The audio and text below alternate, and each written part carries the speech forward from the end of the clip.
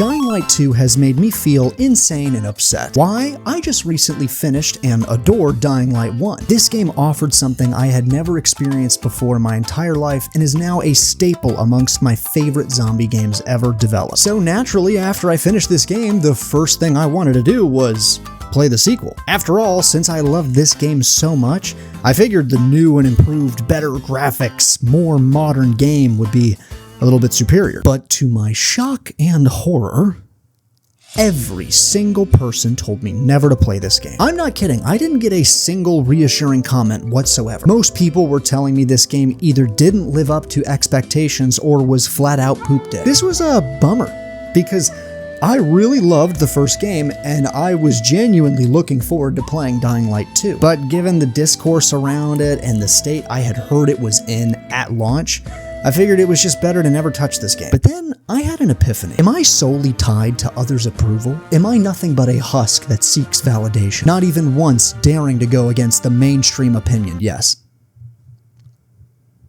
Yeah. But I figured if the game was as bad as people were saying, that's kind of fun in its own right, and I could not get rid of the curiosity of what Dying Light 2 was and why it was so disappointing for players. And after playing this game, I must say, Dying Light 2 has a poop shit underdeveloped story that borders on being annoying, and if I have to hear Aiden Bobaden one more time, I'm gonna commit a crime. It is filled with tedious quest lines and lacks the punchy pacing the first game has. Significantly reduced the fear factor the first game absolutely nailed, and is also my new favorite zombie game ever developed. And that is simply for one major reason that we will get into later. Now, you might be sitting there asking, McSpoons, I don't understand, you just said a list of terrible things that you don't like about the game, but it's your favorite zombie game ever developed? I don't understand. And my response is, look down, you see how much time is left in the video? So why don't you just fucking watch it? I have now sunk a decent chunk of time into the game, and I must say everybody is both simultaneously right and wrong about Dying Light 2. I found myself growing increasingly frustrated with the narrative, and none of the characters were interesting to me in the slightest, with the exception of one. If you chose not to save this man, it is on site.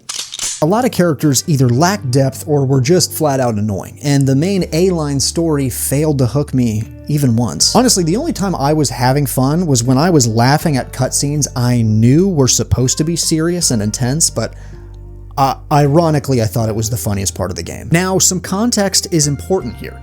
Techland, mid-development, had fired their lead creative writer, Chris Avellone. This led to what I assume were many last-minute changes, and probably the biggest factor as to why there wasn't one, but two delays. This can be most obviously seen with characters that kind of appear out of nowhere, seem to have some level of importance to them and gravity, and it seems like they might be a staple in the story, all for them to kind of vanish, or maybe not even show up again. Also, there were some aspects in the trailer that maybe weren't fully fleshed out or explored as we were led to believe. But if we're being real here, I kind of didn't give a shit about the first game's story either. Yeah, everyone's gonna start chirping, but guys, I think Dying Light 1 is a fantastic game. We gassed the shit out of that story mode. I am now seeing people say that Raz, the villain of Dying Light 1, was actually really well written. Stop that. That's enough. We're gassing the shit out of that story. I will say, admittedly, there were more characters I enjoyed in Dying Light 1, and I thought the pacing was a tad better, but I don't remember anything, with the exception of a couple characters. I think you know why. Look, for some people, the story in a story-based game is important, I get that. But for me, I have Goopy Goblin Gamer, so what's really important to me is the gameplay. So while yes, I really couldn't relate to the characters, and the narrative did start to lose me, especially as the story went on. Boy, does shit start to not make sense by hour 5. I kept playing. You wanna know why? The game is fucking fun. As the game's story gets worse and worse, the gameplay goes in the opposite direction. The longer I played, the more fun I was having playing. The more areas of the world I got to see, the more hooked I became. This game really started to showcase how amazing its combat and parkour were. I think you just need to enter this game knowing that Techland had a different goal in mind. I wouldn't say it's better or worse, just different. Dying Light 2 even offers, dare I say, a more fleshed out parkour and combat mechanic. Oh, booze, not booze. They are psychologically damaging them. This in itself is a very high achievement because the combat and parkour in Dying Light 1 fucked. The parry system allowed for combat to have a better flow to it. And the weapon system was even more thoroughly developed, even though that didn't really help me win more often. I suck at games, dude. And good God, holy shit, this game ramped up the violence and gore, and I'm a sucker for that. Honestly, the blood and the violence in this game really just spoke to my lizard brain. You can't tell me that's not amazing. Okay, it might not be for everybody, but I loved it. I loved the things I could do. I loved the things I did do. I loved every part of it. At some moments, I had to look at myself and say, am I more man or ape? Now, it's not all sunshine and rainbows. One aspect I did not like that Dying Light 2 implemented was the hit animations. I may not be describing this perfectly, but I felt like when I hit people in Dying Light 1, there was more physics involved than animation, whereas in Dying Light 2, it's like heavily set. This character will fall in a certain way, and that just kind of led to it being more difficult to kick people off of ledges or push them into stuff. This honestly could just be me. I'm fully fine with that being the case, but tell me if I'm imagining shit here. It just felt sometimes a little clunkier than it did in Dying Light 1. And yeah, that part of combat definitely held it back from being S tier to like high A tier. So it was still pretty good. All in all, I still love the gameplay. Honestly, this game offers a really satisfying dopamine feedback loop. And no shocker, when you have Dying Light 1 to go off of as reference, if you fuck up the combat or the fun feeling of the game, yeah, that's definitely on you. But honestly, the best part about that loop was just how much better the human enemy AI was in Dying Light 2. They offered such a variety that I believe wasn't capitalized enough on Dying Light 1 that I always wanted to engage in fights. You constantly had to adjust your strategy based on what enemy type you were fighting, and almost none of them were boring. Almost. This motherfucker cranks that sound machine one more time, I'm gonna commit arson. I want to articulate my point more effectively, so I'm gonna take you on a little bit of a journey. It's gonna feel like it doesn't make sense or have any relevance to Dying Light 2, but just go along for the ride. Do y'all remember Combat Evolved? Told you. That game, sure, had an amazing story, had interesting characters, and for the time, the graphics were insanely impressive. But that is not what cemented that game in legendary status. What made Halo Combat Evolved a beloved game amongst all was just how fun the enemies were to fight. I believe that's also why I really like Dying Light 2. Not only because of the variety of enemies you fought, but also the fun factor of fighting those said enemies. I was just always itching to get in a brawl. I wanted to take fights as much as I could. However, the same could not be said, for the zombies in this game. Not to say the zombies are bad in Dying Light 2, they're just bad. More specifically, they don't even really feel like they're here. Most of them are indoors, and the ones that are outside offer, you guessed it, little to no threat. Like, remember in Dying Light 1, when you fell off a building, even in broad daylight, you hit the ground and you were just slowly swarmed by zombies all around you, and that ever-present sense of panic just immediately hit its peak. I know this feeling all too well because I fell a lot. I never got that, even once, in Dying Light 2. And I think that is a shame. After all, most of the zombies during the day were just inside, and I could not help but feel this was a net negative. It's very clear that this game wanted to focus on the human enemies over these zombie enemies, and this was a deliberate choice from Techland Studios because, you know, it wanted to show how much time has passed, and therefore the novelty of the undead has worn off, but the psychology of human beings is starting to change. And that's the only reason I can imagine they look so fucking strange. And yeah, this came at the expense of the fear you used to feel in Dying Light 1. This is what I can imagine the reason being why night times are just so much less frightening. Look, I think all in all, this was the right idea, because I do think the nights in Dying Light 1 were just a tad too scary. which caused me to almost never want to go out during nighttime. But I feel like they didn't have to go so hard on toning down the fear of nighttime as they could have done just boosting the rewards of nighttime. Because in Dying Light 1, that was a big problem I had. I'm sacrificing my life and my mental stability in my gaming chair for what? A little extra XP? Fuck that. But in Dying Light 2, they just kind of fucking nuked it. I assume because they want you to play out in nighttime. And yeah, I played a lot more during nights than I ever did in the first game. But I also was never really that scared.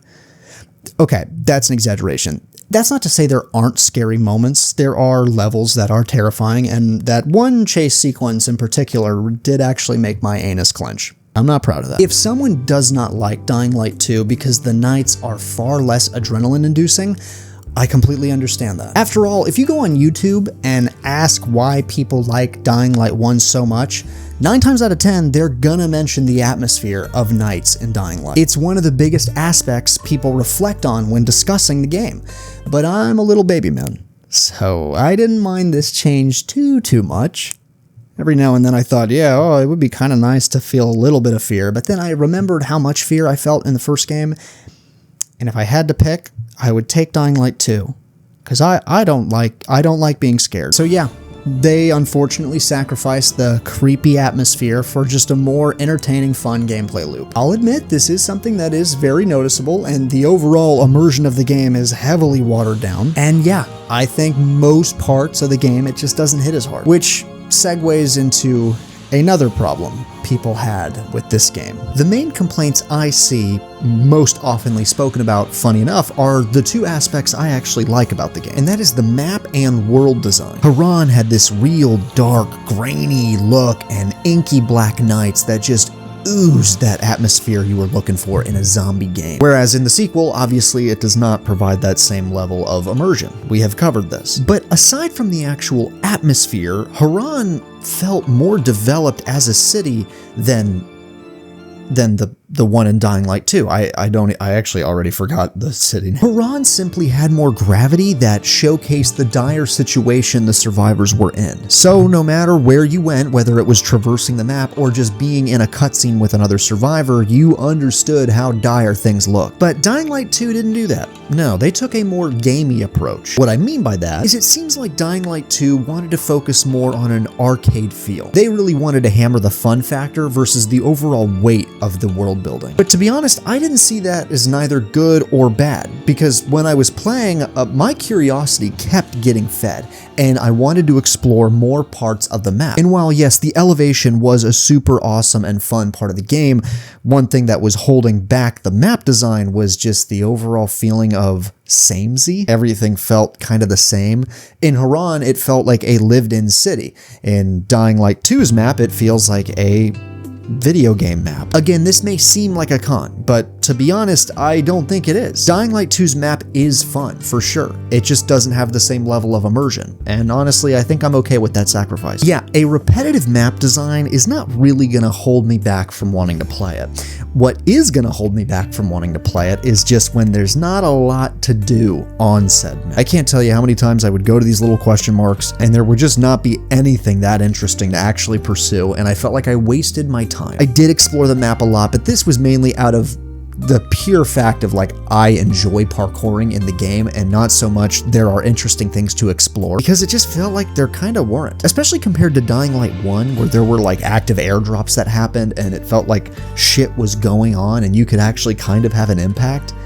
Dying Light 2 definitely dropped the ball in this category, and this made it really difficult to wander off the beaten path, aka the main storyline. And when you don't really enjoy the storyline, this is a problem, because I did not enjoy the main storyline. Speaking of story, I know this has been beat to death. You can look on YouTube and everyone will tell you essentially the exact same opinion, so let me toss my hat into the ring.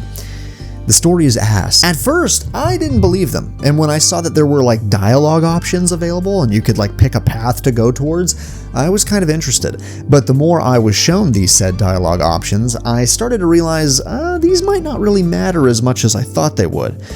I know a telltale dialogue option when I see one.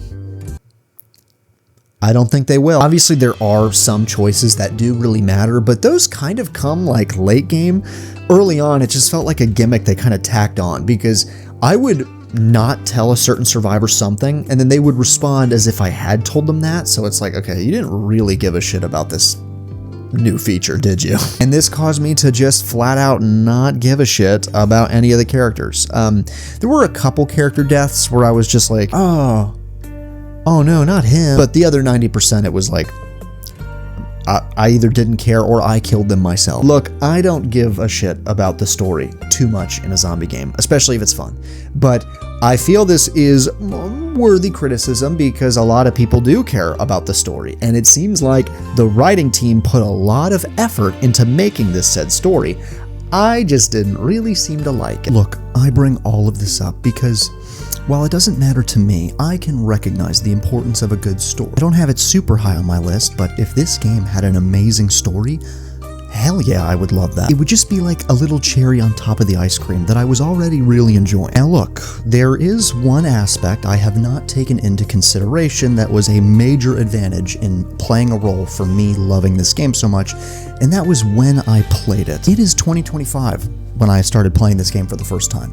I did not play this game on release, nor did I wait the 7 grueling years for this game to come out. Because from everything I had seen and heard, yeah, if I had played this game on release while being a Dying Light 1 massive fan, I probably would not be saying such nice things about the game right now. But it's true, where the game stands at currently is a fully fleshed out, amazing game. But if you bought it day one and you felt severely burned and you don't want to ever come back, while I would suggest you give it one more shot, I completely understand your reasoning. Because let's face it, when you drop a zombie game that is universally adored by all that play it, and you wait 7 years to drop the sequel, expectations... Oh.